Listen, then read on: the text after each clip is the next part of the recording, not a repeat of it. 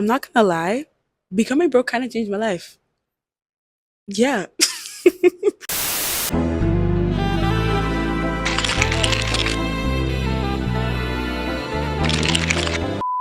Becoming broke is actually really easy nowadays because, like, unemployment is taking everyone by storm, especially if you live in Canada. Like, everyone's talking about how, like, there's so many job, like, opportunities out there, so many job openings, but then nobody's getting hired. Like, why am I seeing new jobs on Indeed or on Google every single day? And I end up seeing that there's like over 1,000 people, 10,000 people applying for those jobs, but then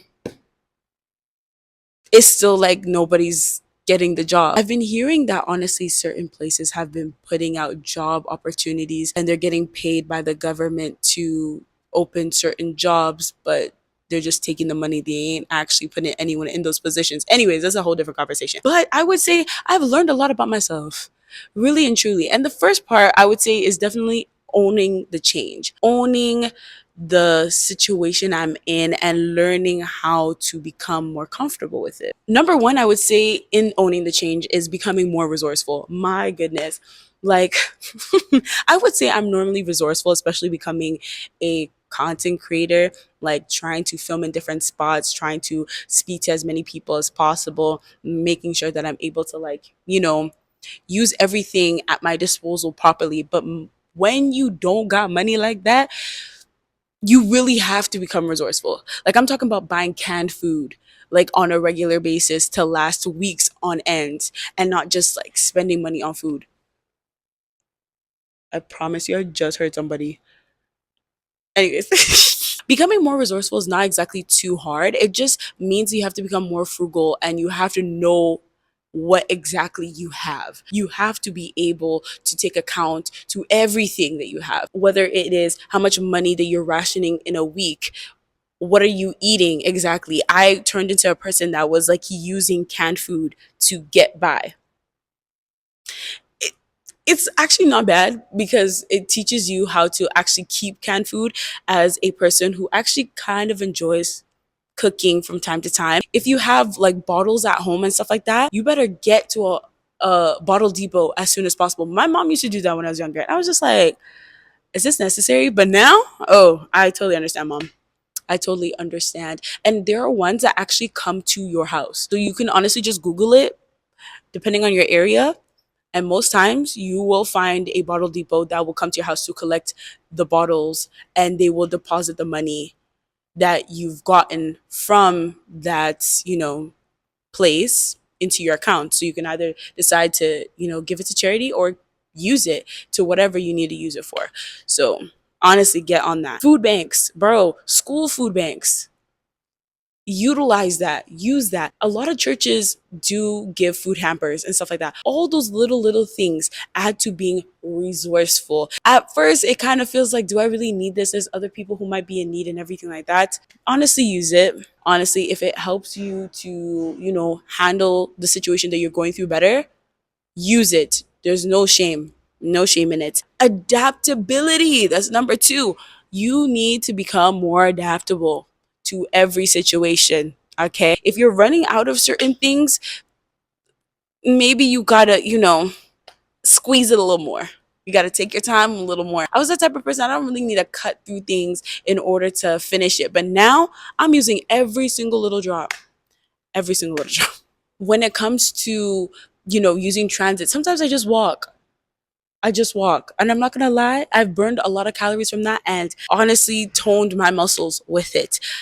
Being a student, most times you do walk most places, but honestly, like over time, I've used buses a lot. Buses are great, but when you don't got a bus pass no more, walk, walk. And I was so thankful. Like, I am thankful actually, because like even the place I'm staying at right now, I'm staying at my friend's apartment.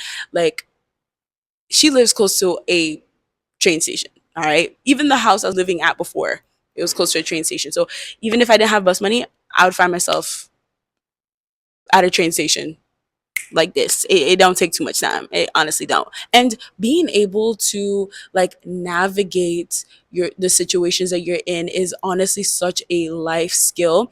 I thought I was adaptable until I met the situation at hand, honestly. Because moving around a lot as a child, you had to adapt. You couldn't complain really. Like my parents were moving up and down like East Coast, West Coast of Canada for work. Who had the time to be complaining about, oh, like I don't get to see my friends, or I don't get to do this, I don't get to do that, I don't get to see family. We didn't really have time, even though to this day I still hold it over my parents' head that we left Toronto. But I would say that in terms of networking, talking to people, and everything like that, it's really opened my mind on how to be more sociable, on how to be more of a people person, to be honest. Lastly, I would say with this section of owning the changes, get comfortable with being uncomfortable. Oh my goodness. Like, my comfortability used to come first. I'm talking about, oh, I used to take Ubers up and down when I had the money, like I'd be eating out like 2, 3 times a week and everything like that. That was comfortable to me. Now, I don't even remember the last time I ate out. Probably like 2 or 3 months ago. I'm not even gonna lie to you. Even on my birthday, like, I mean, I got cake. Shout out to my friend and her roommate, who's also my friend too. Like, yeah, but most times now, I'm good eating at home. If it's rice and stew every day, it's rice and stew every day. I don't have a problem with that. Even though my friend is like, I don't, I don't live like this. This is crazy. But if it's in the fridge, hey, I'm gonna take it. I'm gonna take it, and I'm okay with that.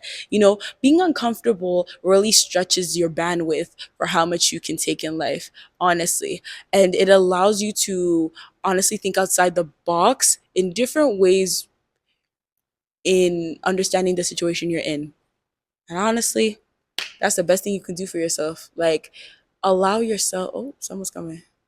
Someone is coming, and I'm filming. Let me stop because this is awkward. Being comfortable with being uncomfortable is something that I would say that definitely God is trying to use to mold me into the person I'm supposed to be in the future. Because there's no way I'm going through this and you're telling me that this shouldn't be experience for the future. What do you mean? What do you mean? And also, being uncomfortable, being comfortable with being uncomfortable, sorry, I would say allowing yourself to like not know what's going to happen next. Like, you don't know what your plans are going to look like, and that's okay. And you just have to be okay with that. Child, it ain't easy. It, oh my gosh, it's not easy. But it allows you to be at peace with the unknown. Because I feel like nowadays, like, we try to plan out every single little thing and have everything work out our way, but then life is not going to let that happen. The situations that you're going to go through, the experiences you're going to go through, it's not going to let that happen. So how will you change? How will you adapt? How will you like navigate it? That's what it means to be an adult. And truly being 25 now, I'm like, this is my life now. Okay. Honestly, with that as well, like being at my friend's house right now is very interesting because I'm like, I like being alone. I like being independent. I don't like anybody, like, but having to see my friend and be around my friend all the time, I'm growing to love her so much more. And her roommate too, who's also my friend as well. Like, it, honestly, because I'm that type of person. Like, hey, where you find me in the mornings, where you find me when you come back. Honestly, so I don't really talk too much. I don't say too much. I just eat my food. I do what I need to do. Everything like that. But they are full of life, and they're honestly, yeah. So honestly, in my head, it's kind of like an uncomfortable situation because like I'm staying at my friend's house, but like I've gotten comfortable with it, and I love being around them. Honestly, I do. I try my best to like have my alone time here and there, But honestly, it's one of the best experiences I've had in a really long time. So, yeah. The next section of things that I've learned, I would call it the power of us. And firstly, the idea of leaning into community was so hard for me. I'm not gonna lie. You have to lean into community if you truly want to survive out here in these streets because I'm not saying that I'm not the type of person to talk to my friends about what I go through, but I was thinking, oh, in a couple months, the situation will be cleared. So why do I even gotta say anything to anyone? I'm that type of person that I'm going through something, you're not gonna know about it. But after I triumph over the situation, you'll know about it. But this situation has been prolonging for months, not a few months, several months now. And I'm just like, okay, how am I supposed to handle all of this if I can't talk to my friends about it? If I can't, you know, talk to other people other than God and my mom and my aunt. Like I have to talk to other people as well. So learning how to speak about things and not cry was definitely like, it's something I already do, but this one, it was like, I'm currently going through this. So it's like, it's a little bit more touchier for me. And asking my friends for help was.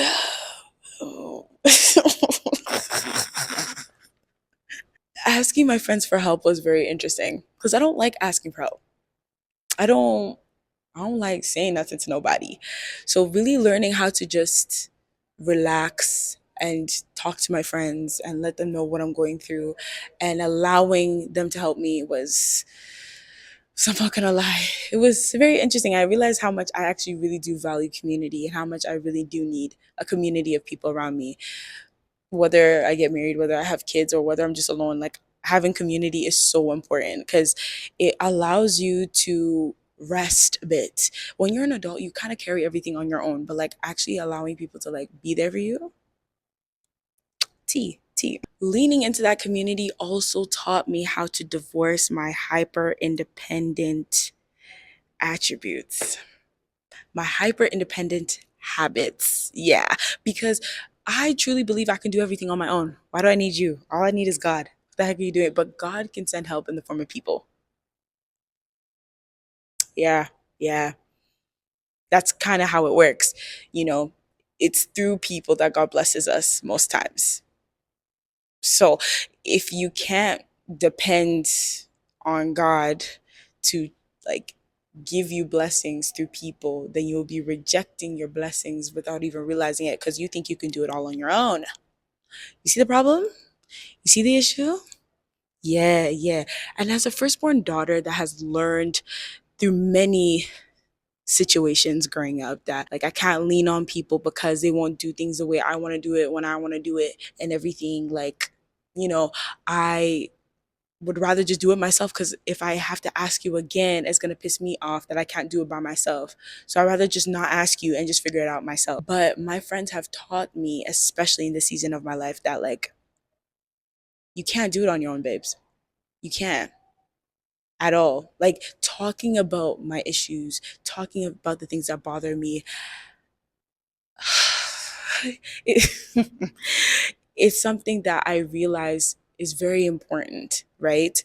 As much as I want to be independent, I have to realize when to be independent, how to be independent, learning that sometimes your hyper independence or your dependence in independence in general, sorry, can honestly mar you, can mess you up because you are in this space where you're only in your head and that's it. You're not allowing anybody else to like, like help you take out some of the like destructive thinking out of your head. You're not allowing yourself to just release, you're just keeping it in.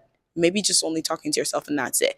And that's not healthy. If you truly want to have better friendships in your life, if you truly want to have better connections, if you truly want to venture into like, romantic endeavors or like even build stronger relationship with your family, you need to allow people to be there for you and to help you. And you need to do that first by deconstructing your independence, figuring out why you are the way you are. Because for me, like already as a firstborn daughter, that's already like being independent, being the parentified sibling. That's something I am. That's all I know, but then moving away from family, trying to figure out everything on my own, trying to learn how to, navigate life made me more hyper independent, you know?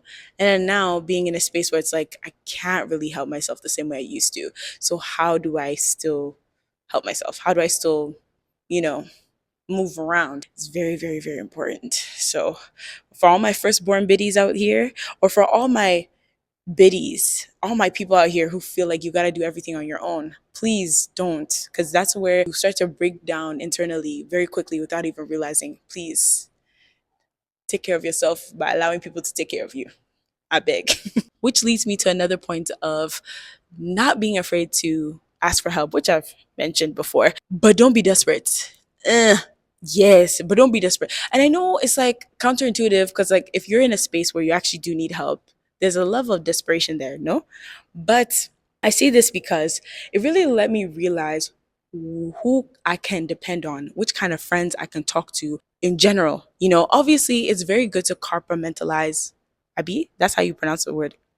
Compartmentalize. How you categorize your friends, your friendships is very important because not every friend is in every section of your life. You have to put friends in different categories, obviously. But right now in my life, friends who I can talk to and at the same time ask for help and at the same time still have a good time are people that I keep really close right now. Yeah. So if I realize you only want me for a good time and you're not like reaching out, you're not calling me, or I have to like, literally be bawling my eyes out before you realize what I'm going through is like serious, yeah, I'm moving you to decide. If I have to constantly ask for help all the time without you just offering it because you clearly see that, like, what I'm going through is serious, I move you to the side. If I see that all you want to talk about is just boys and relationships and partying and drinking and gossiping, I move you to, I don't have time. I really don't. Don't get me wrong. There's a time and place for all of these things. But right now, I'm very much like, okay, how do I regroup? How do I sort out this, that, and the third? How do I figure things out? And I've been so appreciative of the people who have been reaching out to me, who have been calling me, who have been texting me, who have been, checking in and seeing how I'm doing. I appreciate that so much. Even sometimes I don't really have the strength always to reply or call, but I'll go out of my way to try to at least reach out later on in the week or something. But I've realized that like there are so many people who are open to helping me. And I'm not shocked, but I'm shocked, Like when it comes to the community, when it comes to doing Operation Care for the Homeless, Operation Care for the community, it's not hard for me to ask for help. But me personally, I don't know. How am I gonna do that? My steez is on the line. Oh my gosh. But like learning how to still ask for help and still keep my composure, is very important. And something that's like one of the leaders from church that I'm getting close to right now told me that is honestly making me realize that there's certain things that I need to unpack about myself is that they were basically saying that in their life they found out it was difficult for them to ask for help for a while, right? Until they got, I guess, advice from their parents letting them know that like the way you're moving is prideful, like it's out of pride, it's your ego that's being bruised when you ask for help, when you're going out of your way to like like reach out for help, like it's your pride that's making you feel like, oh, I shouldn't be doing this, or oh, I can do it by myself. And I'm like, me prideful, what are you talking about? But I realize I'm looking back at myself, I'm like, yeah, I actually could be prideful in this way because of certain things I've done in the past and how I've been able to navigate them. So it's like, why would I need to ask for help? So really looking into myself and realizing, okay, you have to learn to put your pride aside and your shame aside when you need help, because it's very important for you to like actually allow yourself to be helped. It's very important. But at the same time, like I said, don't be desperate because some people want you to like grovel on the ground and beg, please help me. Oh my. I beg, it's not that serious. It's not, I'll find somebody else. I'll find like there's certain people where like I had to reach out, right? Which is fine. Because obviously, like if I don't tell you what's going on in my life, how will you know, right? Because obviously you don't call and text me. So like, how would you know there's something going on in my life? Even though, some people will be reaching out to you. Mm. But it's as if I must now come and now say, this is what's going on in my life. Please, can you come and help me? Can you do this? Can you come? Can you come? I'm like, bro, no, I'm not doing that. I'm not doing that. So just learning who to talk to about what, learning how to navigate those conversations, very, very, very important. Very important. I'm telling you, very. This next section of things that I've learned, I would name faith in action. And it would start off with becoming God's friend rather than a leech. Yes, yes. Because I was really good at fasting and praying for what I needed and what I wanted, right? Being so fervent in prayer that God would change my life and no, no, no, no. But when it came to like my own personal worship, my own personal prayer life, my own personal fasting life, I didn't have that unless it had something to do with me wanting something from the Lord. And it's really easy to idolize these things when you don't have it, especially when you need these things to live, obviously, right? We all need money, we all need shelter, we all need food, we all need companionship, all this stuff. We all need these things. Yeah. And just because you need it does not mean it should now be the only thing you ever think about, the only thing you ever, work towards, the only thing you ever go to God for. I really think that God was really teaching me that, yo, I understand you may be going through things, but you can't just come to me just because you need something. You actually need to like spend time with me. You need to talk to me. You need to pray to me. You need to worship with me. We need to converse. We need to spend time with each other.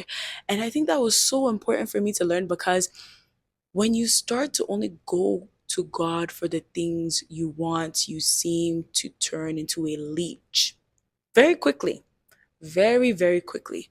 And it almost will be like, oh, you're kind of, glorifying the gift rather than the person who's giving the gift. You are in love with the blessing and not the person who's the blesser. And I realized that based off the way I was raised, obviously no fault to my parents, but like the culture, the Christian culture I was brought up in and everything, it was very much like we fast for like 40 days and 40 nights just to hear God's voice over this, just for him to bless us, just for him to give us money, all this other stuff, right? And end up turning into this idea of prosperity being the goal rather than God being the goal. And I think it taught me that, you know what, in my living, in my dying, all will be well. All right. Everything will be okay. So, as much as, yes, things may happen that I don't understand and I'm trying to get out of it, maybe there's a reason why God wants me to be in it right now. And I'm okay with that. Like, I'm so blessed with everything that I have right now that I am able to eat, sleep, spend time with friends, spend time with family, all these different things. It's a blessing. And truly, spending time with God has taught me many, many things. Many, many things. I could write a book about it, to be honest. But I am not running away from the different situations and experiences that God wants me to go through anymore because I'm trying to get to the end. I'm trying to, just pass through things. And no, there's a reason why He wants me to pass through it. There's a reason why I'm in a space where I'm living with friends right now and, I don't have a job right now. I may not understand right now, but I know that at the end, He'll get all the glory.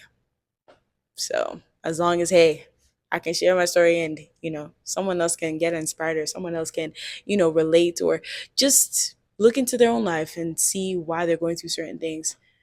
As long as I can help with that, hey, my job is done, to be honest, and I'm good. I'll be fine.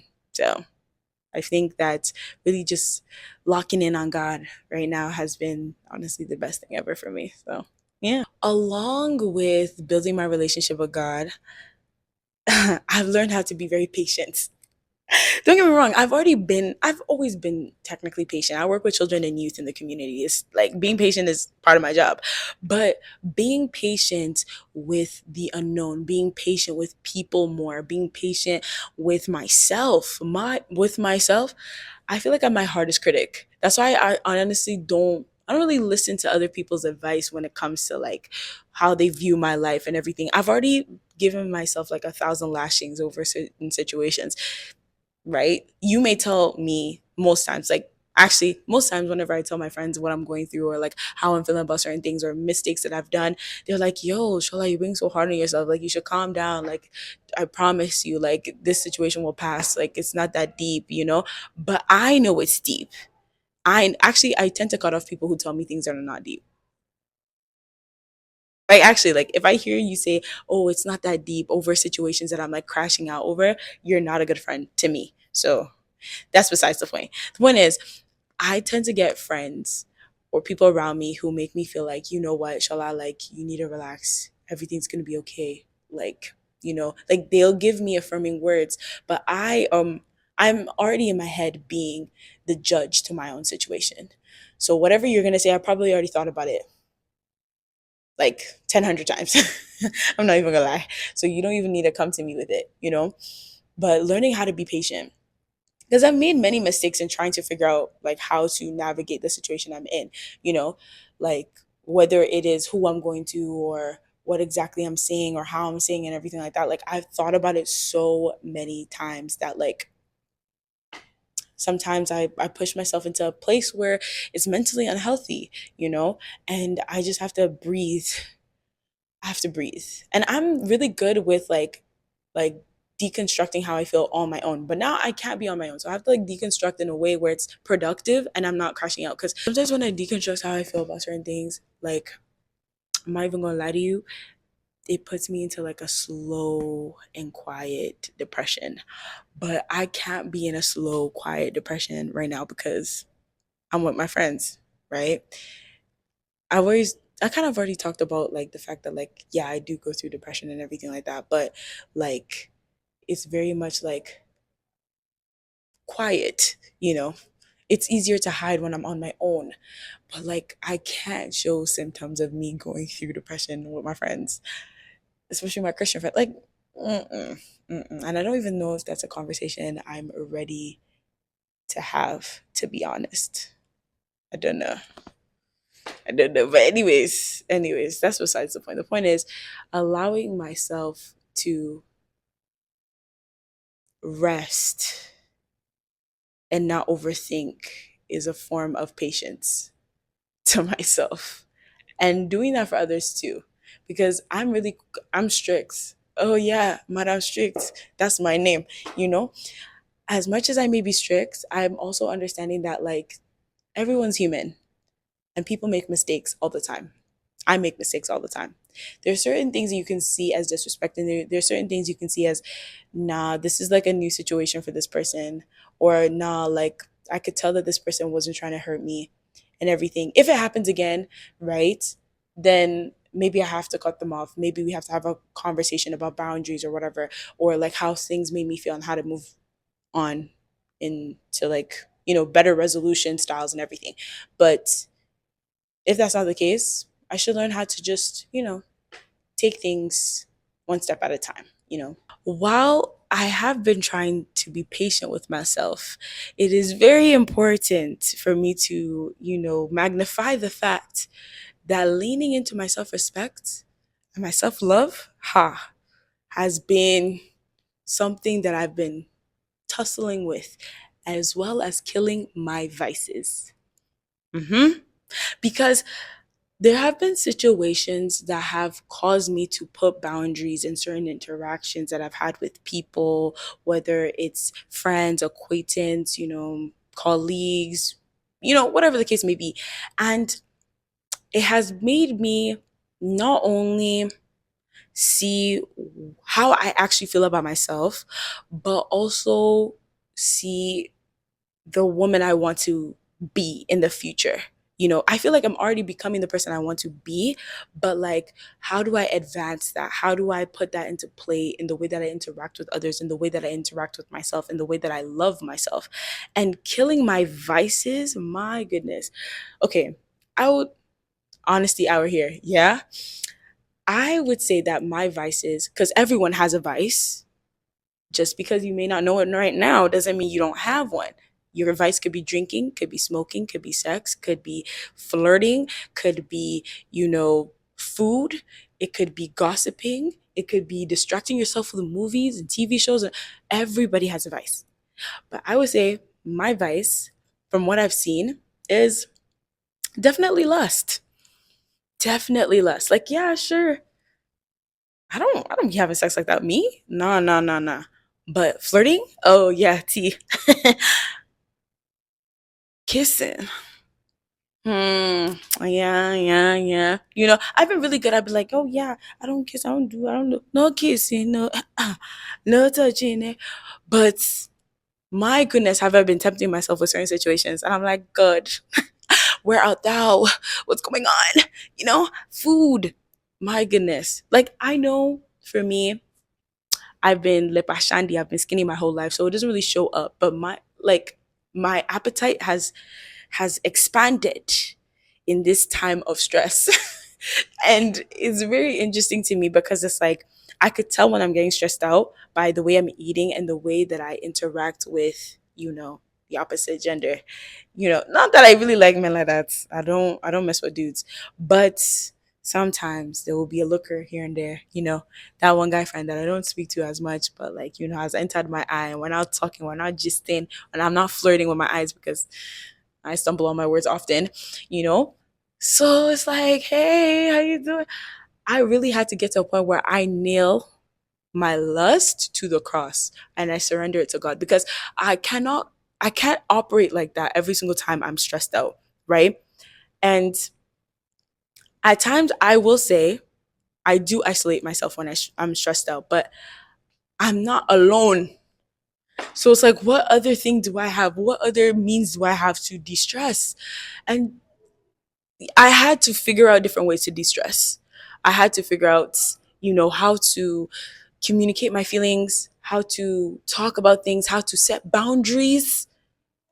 It is hard to set boundaries, especially when I felt like Paul, like the things I don't want to do, I'm doing them. The things I want to do, I don't do them.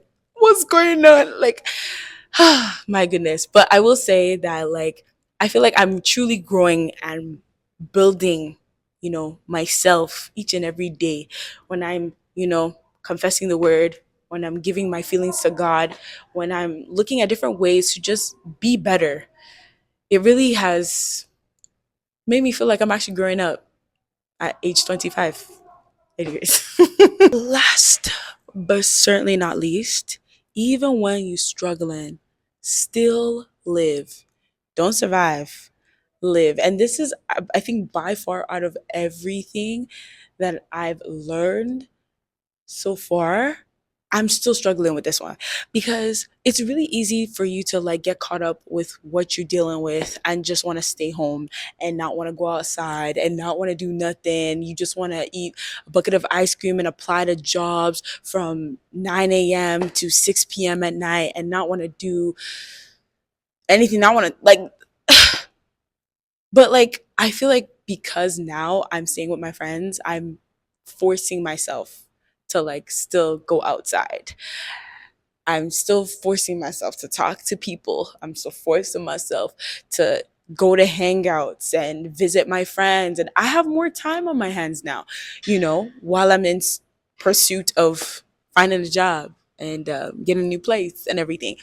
It's really taught me how to look at the bright side of things and also be thankful. I'm very thankful for everything that I have. Like, it's a constant prayer that God, like, bless all the people who've helped me in this time of my life.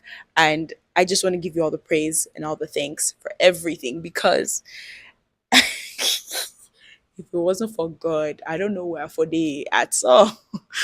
Honestly, just I think me living is just showing a level of gratitude of where I'm at in life, to be honest. Allowing myself to just go and be free. Honestly, I think that being more carefree with my life right now will help me enjoy what I'm going through. And I know it can be hard, but it is something that has to be learned, because this too shall pass. Like, there were other things in my life that I've been through that I look back and I'm like, wow, we thank God for grace, because there's no reason for me to be here actually. There's no justifiable reason for me to still even be living this life that I live, to be honest. It's just by God's grace. I don't deserve it. None of it. I'm telling you, none of it, but it's by his grace I'm still here. So if those things pass, this too shall also pass, being able to still hang out with my friends is so nice. I'm not gonna lie, because I appreciate the fact that my friends are still including me in things and being like, "Oh, Charlotte, we miss you. How are you doing? Let's do this. Let's do that." It's nice. It's nice, and I wouldn't trade it for the world. Like, just gisting with them, eating food, talking about things, like playing games, going out, all this other stuff. It's nice. It's nice. So learning how to live even when things are difficult, even when things don't make sense, even when you don't know where things are heading is so important because this life like that is gone.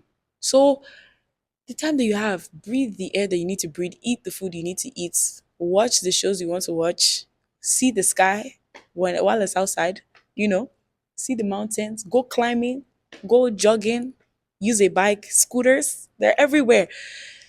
You don't have this time again. So you just have to live it now. Because this is all the time you have left. Live your life, have fun, breathe air.